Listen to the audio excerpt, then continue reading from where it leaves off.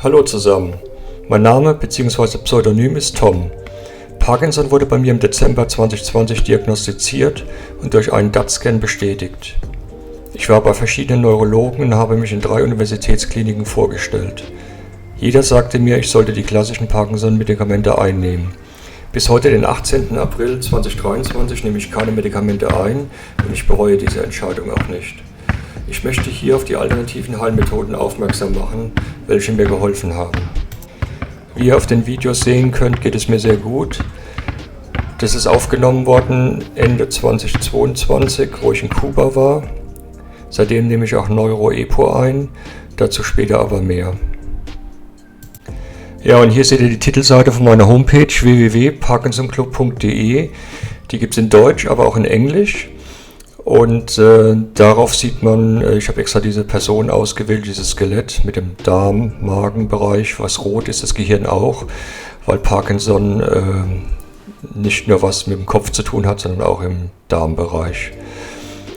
Später gehe ich dann auf die einzelnen Punkte ein, einmal Mikrobiomtransfer, PS128, Progolysid, TPS, Neurolit, Feellight, Neuro-Epo, Iboga, PTCare, dann natürlich die Nahrungsergänzung, Sport und so weiter. Rechts unten seht ihr auch noch mein DAT-Scan-Bild. Der Verlauf der Krankheit, den tue ich aufzeichnen durch verschiedene Messungen und eine davon ist der Tremipen Home, der misst sehr gut den Ruhe- und Haltetremor. So, und jetzt kommen wir zu der Auswertung. Die blaue Linie ganz oben ist die Akinese. Dazu mache ich Messungen mit der Hand, wie schnell geht die Hand auf und zu, wie schnell kann ich die Hand drehen oder Fingertippen auf der Tischplatte. Jeden einzelnen Finger gehe ich damit durch und stoppe die Zeit. Und das habe ich glücklicherweise am Anfang von der Diagnose schon mal gemacht, also zumindest mit einem Teilbereich. Und habe dann im Herbst 2021 mit genaueren Messungen begonnen. Und da sieht man auch, dass die Werte auf einmal, also erstmal rot, die Linie geht nach oben. Und dann 2 geht die Linie auf einmal nach unten. Das war da, wo ich verschiedene Therapien angewendet habe. Einmal diesen Mikrobiomtransfer, TPS, Neurolit, PTCare von Simpex Biome. Dann war ich auch homöopathisch in Behandlung, habe den Feellight-Helm bekommen und PS128 habe ich schon länger davor genommen, das Probiotikum. Rest and Hold Tremor. Da sieht man auch, dass sich der Wert verschlechtert hat. Steht auch die rote 1 dabei. Das ging auch weiter. Also der hat sich auch nicht verbessert, sondern der ist eher ein bisschen schlechter geworden. Dann habe ich ja den Tremipen gekauft im Herbst 2022. Dann sieht man auch anhand von den Zickzacklinien, dass ich dann genauer messen konnte. Da sind auch starke Schwankungen drin. Natürlich, wenn ich Sport mache oder so, dann habe ich einen größeren Tremor, als wenn ich irgendwie morgens aufwache und bin ich natürlich entspannter. Ich mache das immer sonntags morgens, messe ich diesen Tremor. Ich habe aber auch das Gefühl, dass der jetzt ein bisschen besser geworden ist. Also man sieht es ja auch an den Messungen, dass es langsam wieder runtergeht. Also das ist aus meiner Sicht momentan auch sehr stabil, der Tremor. Dann habe ich die hellbraune Linie, ist die Bewertung, wie ich mich fühle, wie gut ich laufen kann. Ich habe ja so ein leichtes, wobei das zurzeit fast gar nicht mehr da ist, so einen leichten hängenden Schritt, wenn man läuft. Das ist eigentlich auch so gut wie vorbei. Man sieht, dass die Werte auch immer besser werden. Bei dem Tremor muss man natürlich auch dazu sagen, dass der sehr unauffällig ist. Der ist ja kaum ausgeprägt und also es wird höchstens beim Essen, wenn ich mit Messer und Gabel esse, bei der linken Hand, wenn man da genau hinschaut, wird man das merken, dass da vielleicht etwas Unruhe drin ist, aber sonst fällt es überhaupt nicht auf. Ja, hier seht ihr mein erstes Selfie. Im Herbst 2021 wurde das aufgenommen. Ich hatte da 6 TPS-Behandlungen innerhalb von 2 Wochen und gehe seitdem auch zur monatlichen Auffrischung. TPS wirkt nicht nur bei Alzheimer, sondern auch bei Parkinson oder Depressionen oder anderen neurologischen Erkrankungen. Das müssten Sie dementsprechend mit dem Arzt besprechen. Genauere Infos gibt es auf meiner Homepage www.parkinson.de. Da sind die ganzen Details und die Links zu den Studien und so weiter werden da angegeben. Hier seht ihr den PTCare aus Australien von Simpex Biome. Den habe ich seit 20.09.21 im Einsatz, 3-mal die Woche, Montag, Mittwoch, Freitags morgens. Dauert ca. 20 Minuten. Ich habe jetzt Ende letzten Jahres auch das Folgegerät. Hat eigentlich die gleiche Wirkung, nur es dauert halt nur 7 Minuten anstatt 20 Minuten gekauft. Und benutze dazu auch von der Firma Feelight den Neuroduo Helm, den LED-Helm. Verwende ich auch seit Herbst 2021. Hier seht ihr das Probiotikum PS 128. Das nehme ich seit dem 15.07.21 ein, zweimal am Tag in der Regel. Also wenn ich im Urlaub bin, nehme ich es nicht unbedingt mit, aber mehr oder weniger nehme ich es durchgängig ein. Mikrobiomtransfer. Den ersten hatte ich am 12.11.21, den zweiten am 19.09.22. Ich habe auch die Befunde auf meiner Homepage offengelegt. Da gibt es 3 Stück. Einen von Anfang 21, dann einen von Mitte 22 und einen von 23. Und man sieht auch von dem Verlauf her, dass sich das Mikrobiom sehr stark verbessert hat.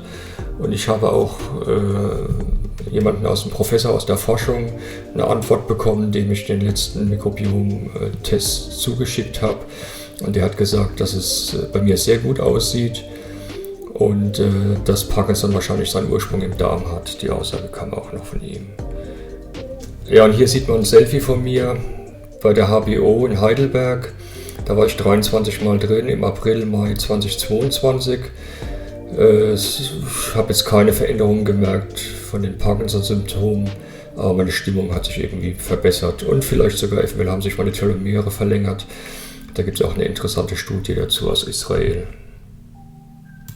Hier noch ein Selfie vom 7 Tage Wasserfasten. Habe ich am 9.10. bis 15.10.2022 ausgeführt, habe aber keine Verbesserung gemerkt. Es gibt aber eine Aussage von einem Arzt aus Berlin, der sich darauf spezialisiert hat, dass Fasten sich positiv auch auf neurologische Krankheiten auswirkt. Ja, und dann natürlich Kuba. Das war das Highlight 2022. Da war ich im November, Dezember, war ich letztes Jahr dort. Und das war sehr aufregend und Näheres auf meiner Homepage, wie gesagt, www.parkinson.de. Da gibt es die ganzen Details dazu.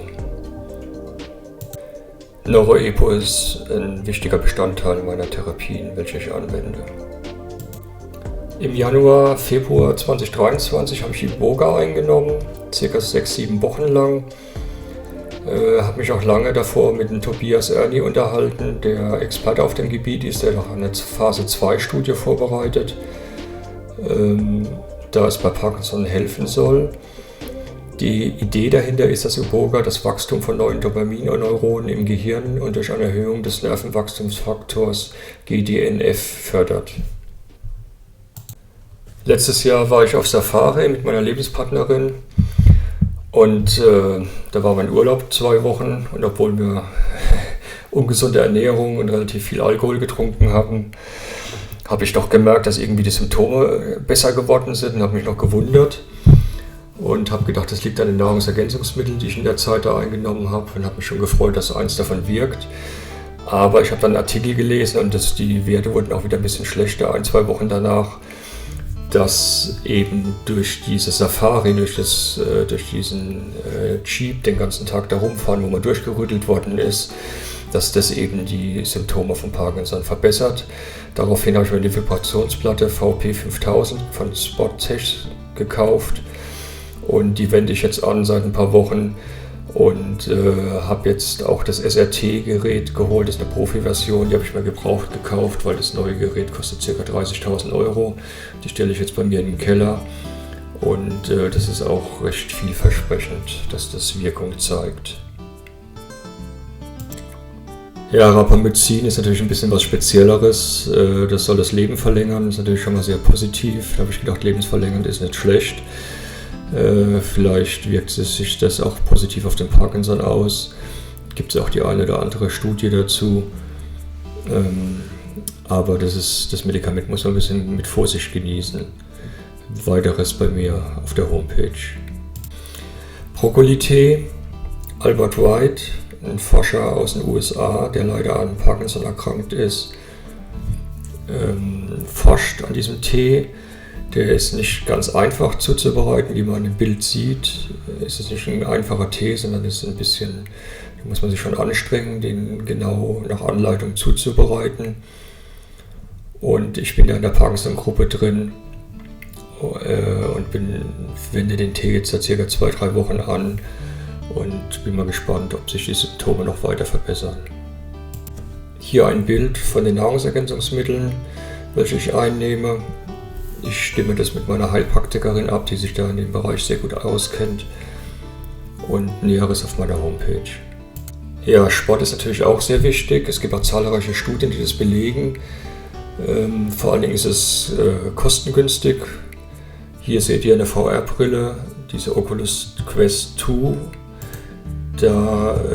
Die verwende ich zum Boxen und zum Tischtennisspielen. Mit der linken Hand spiele ich Tischtennis mit meiner schlechten, mit der ich mittlerweile sehr gut spiele. Dann mache ich abwechselnd Yoga, Qigong, Kettlebell, Hanteltraining. Ich dusche kalt. Dann habe ich noch mir eine Infrarotsauna gekauft, auch zwecks Entgiften und für die Wellness. Hier sieht man, wie ich heute Morgen in der Sauna saß und habe mit der linken Hand, also mit meiner schlechten Hand, mit der rechten habe ich das Handy gehoben, diese Holzpins von links nach rechts bewege. Da sieht man auch sehr deutlich, dass mein Tremor ganz gering nur ausgeprägt ist. Und meine Fingerfertigkeit noch sehr gut ist. Aus meiner Sicht auch wichtig ist die Ernährung. Also ich meide industrielle hergestellte Lebensmittel. Das sollte man sich vielleicht mal den Film anschauen, was essen wir wirklich, oder Hope for All oder das System Milch. Das sind sehr interessante Filme. Auch achte ich auf basische Ernährung, glutenfrei möglichst. Ich halte mich nicht 100%ig dran, aber ich versuche möglichst vegan auch zu leben. Und ich mache Intervallfasten fast immer. Also ich esse erst mittags um 12 und höre dann abends um 8 circa auf. Ja, was ich noch vorhabe, einmal gibt es ja noch diese Wasserstofftherapie, die interessiert mich. Dann dieses Geiger, dieses umgekehrte Fahrrad, das scheint auch ganz interessant zu sein. Natürlich Peter Tass aus USA, der Handschuh, der vibrierende, der ist auch sehr, sehr vielversprechend. Mit dem habe ich auch schon Kontakt aufgenommen. Und dann natürlich Anovis Bio, Butanetab, da habe ich auch mit der Gründerin Kontakt. Da gibt es jetzt eine Phase 3 Studie, die begonnen hat. Da versuche ich jetzt auch reinzukommen, wobei das nicht so einfach ist. Und in ein paar Jahren ist vielleicht auch eine Stammzellentherapie interessant. Da sieht man eine Karte aus dem Video raus, was ich raus kopiert habe, dass auf der Welt da einiges los ist. Und natürlich Irisin, Phanesol, Nikotin, Aproxol, also da sind noch ein paar Sachen, die in der Pipeline sind, in der Forschung, und die Forschung schreitet sowieso schnell voran, meines Erachtens. Ich denke, dass wir in ein paar Jahren, vielleicht in 5 Jahren oder in 10 Jahren, dass wir da Sachen auf dem Tisch haben, die wirklich helfen. Auf meiner Homepage habe ich auch die Arztberichte und die Untersuchungen veröffentlicht, einmal MRT, den DAT-Scan, dann von Hattingen, wo ich in der Universitätsklinik war und habe mich da vorgestellt. Dann auch in Tübingen, Mitte 2021. Dann war ich, da habe ich auch die Genanalyse machen lassen. Die war allerdings negativ, da war nichts Auffälliges. Dann war ich auch in München, rechts von der Isar, bei dem Professor. Dann natürlich von Kuba, das komplette Ergebnis habe ich veröffentlicht. Und dann zu guter Letzt, den letzten Neurologen, den ich getroffen habe, das war München. Da habe ich EEG machen lassen und da war ein älterer Neurologe dabei, der hat schon über 1000 Parkinson-Patienten behandelt und hat gemeint, das, was er bei mir sieht, das hat er noch nicht gesehen, so was Positives. Und hat auch gesagt, es ist bemerkenswert, dass sie ohne Einsatz von dopaminhaltigen Medikamenten bisher einen sehr guten Verlauf hatten. Welche der von Ihnen eingesetzten alternativen Therapiemethoden im Wesentlichen dazu beigetragen haben, kann nicht sicher gesagt werden. Ja, und ich bin ja mittlerweile doch sehr gut vernetzt und habe sehr viele Kontakte geknüpft, aber ich habe nichts gefunden, vergleichbar jemanden, der so wie ich die ganzen alternativen Heilmethoden recherchiert hat und zusammengestellt hat. Also da bin ich mal gespannt, ob sich da jemand meldet.